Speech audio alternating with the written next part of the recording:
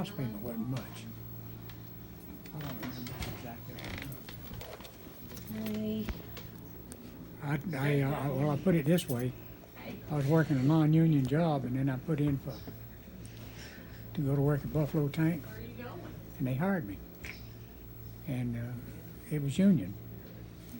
And the cheapest, the job class number 2, which is labor, paid $1.69 an hour. So I jumped from $1.35 to $1.30 to $1.69. But I worked the job; it was $1.89. Pretty good, but it's and I stayed there until the horse parking there, I was and the van, 25 miles, 16. and Casey and I are Years. riding around in the horse park. Look, look, what? Dirty. Yeah, well, go in there at the table and Wendy can look at it. How's that? She's I know, but just when you can. But anyhow, I stayed with So, you got married on September the 4th, 1953. So they were good and we, together for like 10 years. I got out of Navy January 9th, Okay, she's 19. trying to get this. 1955. You got out of the Navy January the 9th, 1955. So then Ronnie wasn't born for another year. No, wait a minute, I'm sorry. I got out of the Right. Navy in 1956. Okay. January, and he was born a He- couple of weeks later. Yeah, I got out in January the 9th in 56, and he was born in 1956. At the hospital in Nashville. Yeah, What was the name of it? Askew Memorial. Askew Memorial. It's not a hospital now. Do you remember, like how long Nanny was in labor, or anything? I Like think- how long it was before he was born? Can't tell you that, but they give her, what's that medication that helps you to bring it on? Oh, Pitocin? yeah. Whatever it was, I don't know. But And then they knocked him out back in that day, yeah, right? I think she was knocked out. Yeah. She And didn't- then when y'all came home to Wardlaw's over Yeah, the. we stayed there until sometime in 1956, and then we moved. When we got able, we moved to Jacksonville, the white bag. See if the scissors are in there. and I went to work for Jacksonville Gas, Making how much an hour? $1.30 an hour, Okay. which that was about the going rate for non-union jobs down there then. Scissors.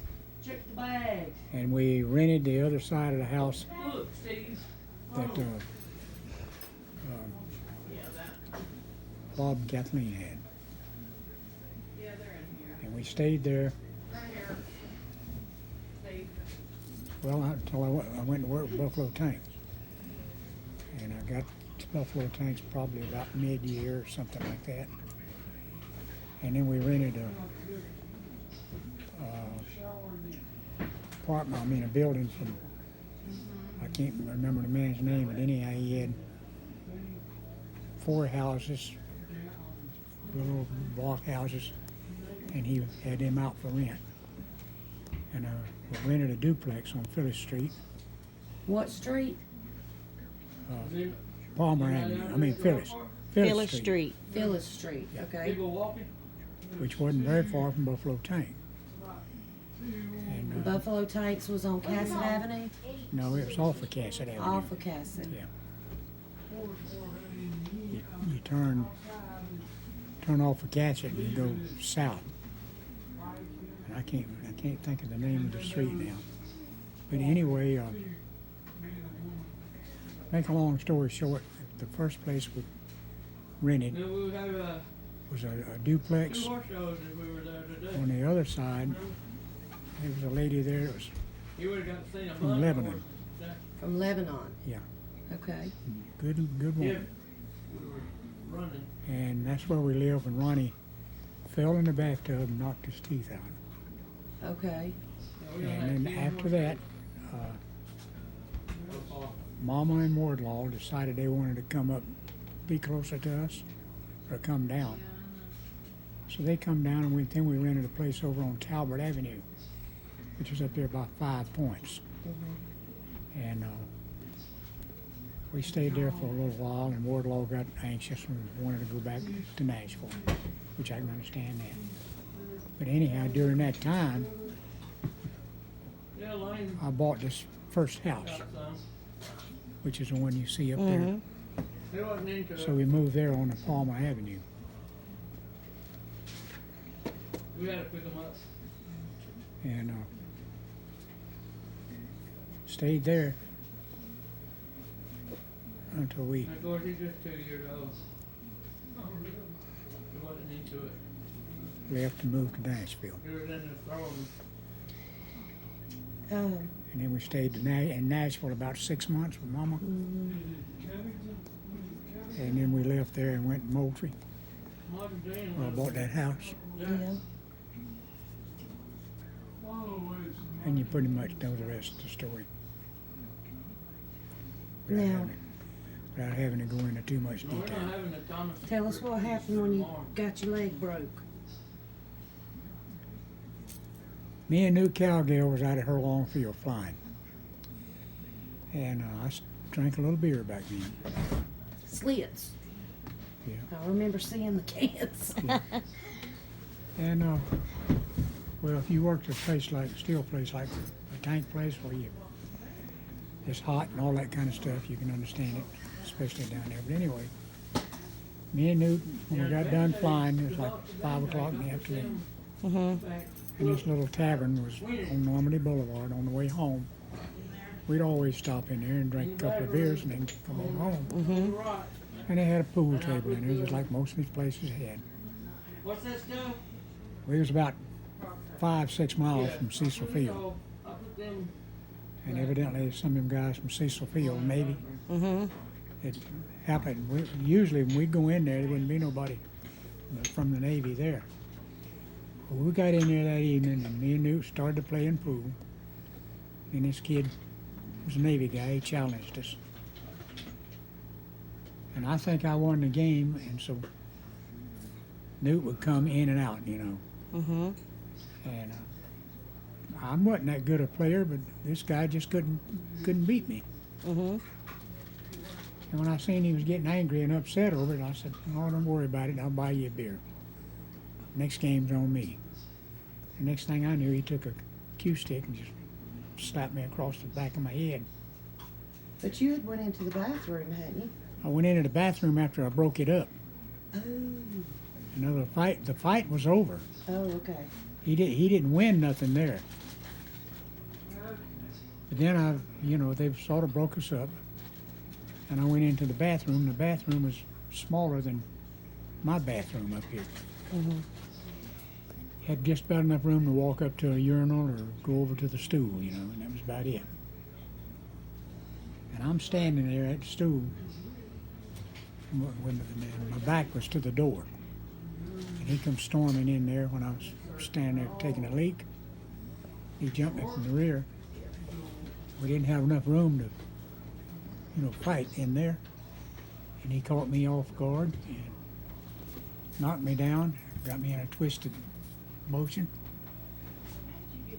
And I fell down and broke my leg right in here. And it still bothers me to the day. Anyway, when they heard the commotion in there, they went running in there and broke it up. Called the police out there. I don't know what they ever done to them, but when they broke it up and the police was getting a report on it and all that kind of stuff, wasn't nothing I done, you know. But anyhow, they noted, they said, "Well, you got your car?" "Yeah." I said, "Yeah." And I tried to walk to the car, and I couldn't walk, and they seen it. And they saw my leg had a compound fracture. So they put me in the police car and took me to the hospital. And when I got down there, the doctor that said it, he done a good job setting it without operation. But as a result, I was in a cast from here down. Oh my goodness. And it was, what, 2 or 3 months, wasn't it, Chrissy? You remember it? It was longer than that, actually. It was a compound fracture. And that was when Uncle Bob drove your truck for you. Yeah. And And he could drive a truck, but he wasn't all that experienced with the kind of trucking that I was doing.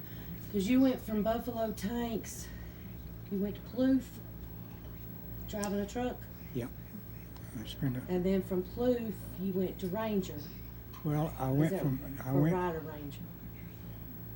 yes and no. Here's what we did. Newt wanted to learn how to drive a truck, and he wanted to go on the road. So I didn't have enough money to make a down payment on the truck. He did. So he made the down payment on that old, the old, Green Ford. or it wasn't a Ford. So that wasn't, it was what they call a Japanese Freightliner. Okay. And anyhow, we went to White Motor Company and bought the truck, and he made the down payment. The two of us were going to make the payments on it, and I got paid for it. And he was going to ride with me. And I'd already made arrangements with Copeland down there at Proof Transfer for him to run with me if he would go to school. And they agreed. And while we were waiting for him to get out of school, they had put a guy with me by the name of George Condorellis. And I run with him there in my truck to Miami quite a few times. And that was about maybe a month of that. Then after that, then I got it myself, and Newt, getting out of school, he had to go to truck driving school for, I think it was either a month or 6 weeks, I forgot which. And then they let him ride with me. We was in Marysville, California on Christmas Day, that first year.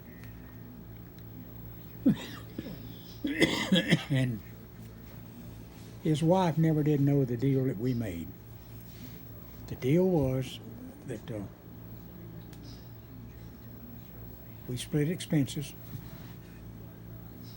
and we had to pay our own fuel, and then we get take it out of our pay. Right. Well, she never did understand all that, and she couldn't. And like I told Newt, I said, I've got to have X number of dollars, and he agreed to it because he basically all he wanted to do was to see the world, see the countryside. Mm-hmm. First trip out we made, I made it to about Valdosta with him, and he got out from under the steering wheel there, and I drove just the rest of it. Because what? He would have never made a truck driver. Oh. Basically, what it boils down to. Well, anyhow, then I broke my leg in the process, and I didn't have. No, I got to take that back. Y'all carry me back 40 years. But anyway, what happened there?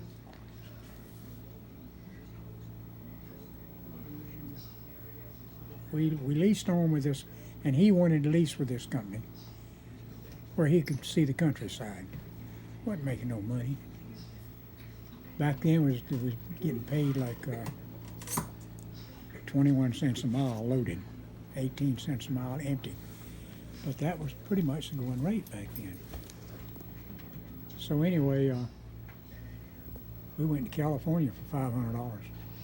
What? You won't do it now. But anyway, after all that being said, come back one time, and me and Newt sort of had a little falling out about it, and so we come home, and we had agreed to haul a trailer out to Long Beach, California, for Dean Van Mines, which is a company we had leased to. And we got in a little bit of an argument and over different things, you know. You're gonna do that when you're running all that tight.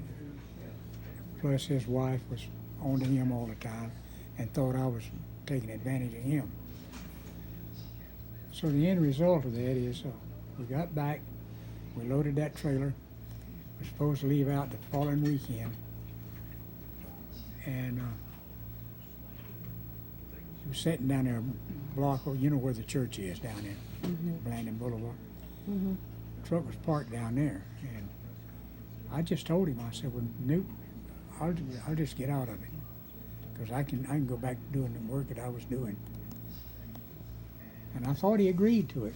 And here comes Saturday, he was supposed to leave out, and I rode down there.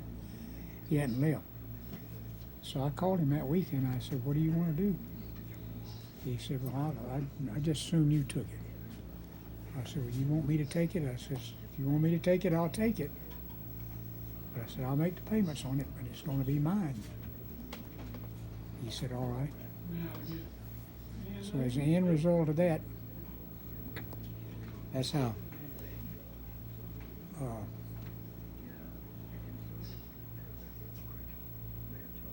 Bob got to drive the truck. And the problem is that truck was gear-bound. You could run maybe 68 mile an hour with it wide open. If you did, you'd run it hot. It was about a 65 mile an hour truck. And but he ran with everybody that could run 70 and 75. And what he was doing is he was getting the blower too hot. Was overheating the engine. And we're talking about in 1971, 2, Yeah. somewhere there. And I'd already talked to the finance company and told them what the situation was when I broke my leg. And they said, well, when you get to where you can get going again, then call me and we'll go from there. They was working with me until this thing started with Newt, you know. And anyway, to make a long story short,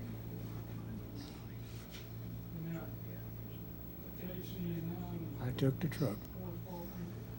I took that trailer to California. And coming back, they was trying to load me in containers coming back. And I picked up one or two and dropped them on the way back. And my last drop was in Anniston, Alabama. They wanted to turn me around right back to California because they knew that I wasn't happy. I said, no. I said, I'm going home. I'm going to Florida. I said, I've been out for a couple of weeks now. I said, if you got something going to Florida, I'll take it. Otherwise, I'm on deadhead to Jacksonville. So that's what I did. When I got to Jacksonville, I called Ranger. Really? Says, asked them if they still take me, and they said, yeah. Really? Bud Bowser was his name. And I picked up my gloves and I remember Ranger. That sounds familiar too, Bud. so I went to the truck stop. Well, that was my agent down there. Okay. I went to the truck stop and where our terminal was. And at that particular time, they couldn't put me with Ranger, but they put me with Miami Transfer, that was a side company that Bowser had. So I was with Miami Transfer 2 or 3 months there, and then they put me with Ranger. And I stayed with Ranger till I retired. Yeah, you was with Ranger when I remember. We used to go to the terminal over there at Forest Park. Yeah, but that was up here. That's what I'm saying, up here. What I'm talking about is down in Jacksonville. I know, but I'm saying you finally got your way up here. Yeah. So that I you- worked my way up here. Yeah. See, And there then- wasn't any freight in Jacksonville per se Mm, that you can make a living with pulling a flatbed. yeah. And so I wound up, when I get home, I call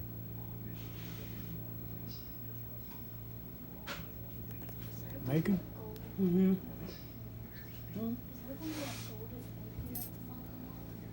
And then all these guys that come to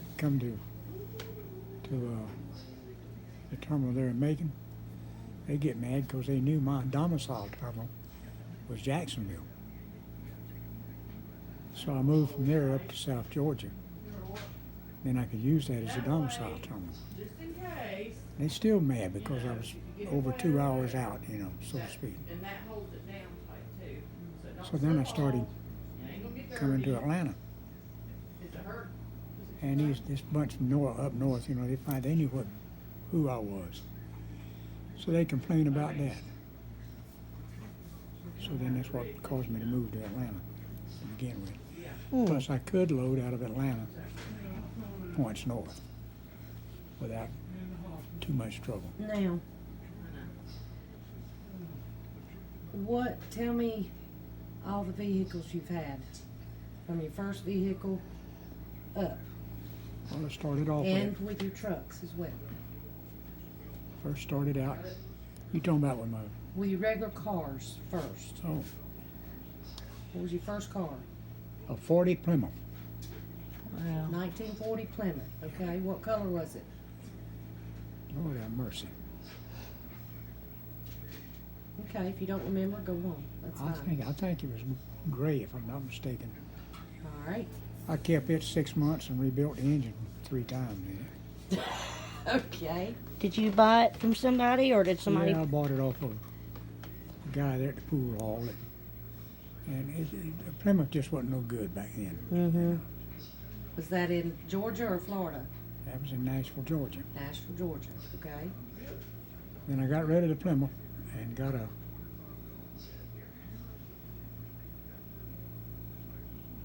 47 Ford. 47 Ford Coupe. Yep, What color was it? black. Black. Okay. Uh-oh. And then I traded that in on a 49 Ford. Kept it for a while, and I traded it in on another 49 Ford. And that's what I had when we wound up in Ben Morel. I bought the car up there.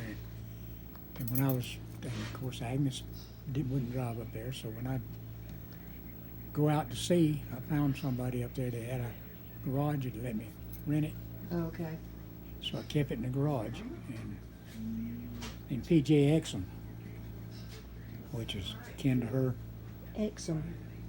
Yeah, you know about that. Yeah. It's in that's part of the group. He talked me into letting him borrow it to go home one weekend. He was in the Navy, and I did. So after that 49, which that was the best looking one you could get back then. It wasn't a standard; it was custom. And after that, Well, it's still just, it'll end up getting wet. I think I sold that Go show your big blue here. while I was in the Navy. Bought another 49 Ford. Sold that and bought a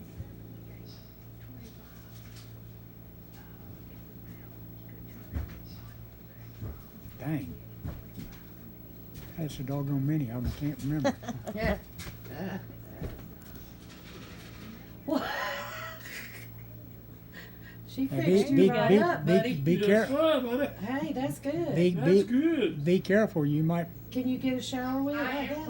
I think you need a share. You think you can take a shower with it like that? I cut up some glove fingers and Yeah. pulled them over the bandage.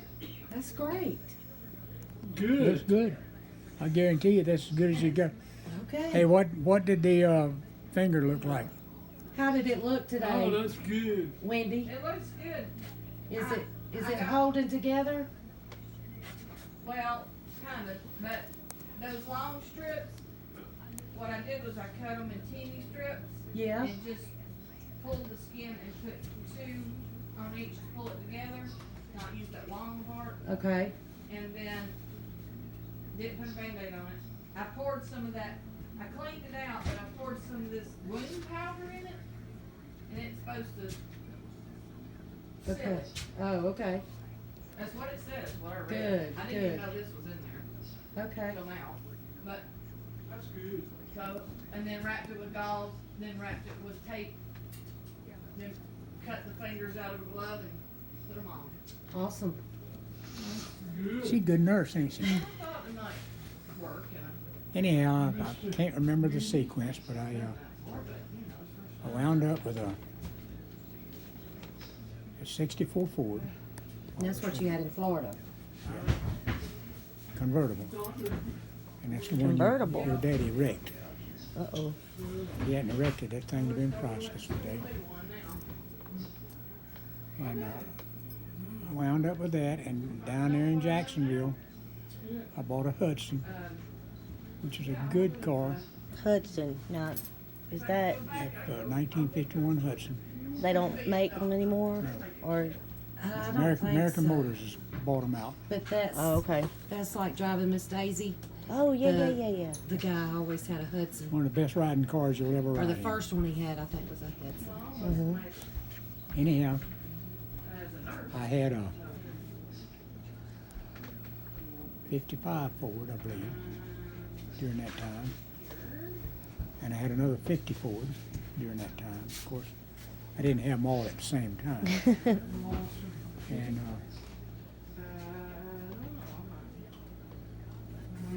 When did the Volkswagen come in play? while we lived in Jacksonville, she loved that little bug. What now?